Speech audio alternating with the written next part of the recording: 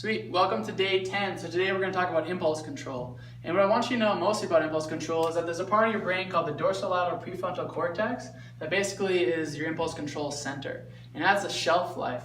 So if you start off your day with 100% of that impulse control, as the day goes by, your impulse control is going to go down because of your glucose levels.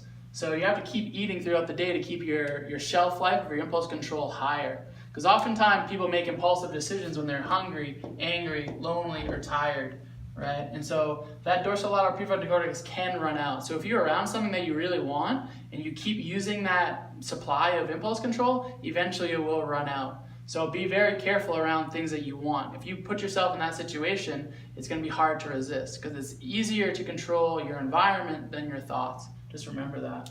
And as the day goes by, there's three parts of your brain: the reptilian brain, the mammalian brain, and the neocortex, the human brain. And as your glucose levels go down, the cerebellum, the part that's in control of breathing, is going to get that glucose first. Then the I want part of your brain, and then the thinking part of your brain. So make sure you have good nutrition throughout the day, or you'll start making impulsive choices. And this part of your brain can actually lose mass. You can have less brain in that matter because there's this thing that if you don't use it, you lose it. So it is a pretty horrible experiment. This is a picture of a cat where they sewed up a cat's eye right when it was born, and basically it couldn't have access to his eye. And then they unsewed the eye 3 months in, and the cat was blind.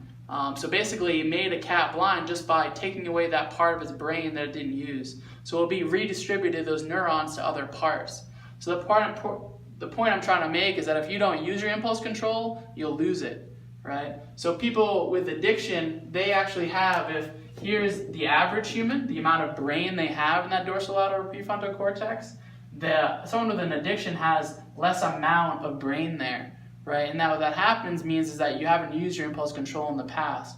The important part of this, though, is that once you keep using your impulse control, that brain will come back and be even better. So this is someone who is in recovery and hasn't used for a long time. They're actually, here's the average, they're above average. So your impulse control come back if you practice it, right? So the goal for today is to practice pausing, right? And practice that impulse control. So when you walk through a door today, take a deep breath and pause. Or if you go to open your car door, just take a second and pause. Because what you're trying to do is go from automatic pilot to manual control. So anytime you practice pausing throughout your day, whether that's before you speak or before you do any action, like pick up your fork or say something, that's going to improve your impulse control and improve your dorsolateral prefrontal cortex. So the task for today is just practice pausing before you do something. Anything that's automatic, just try to pause before you do that. Okay, thanks.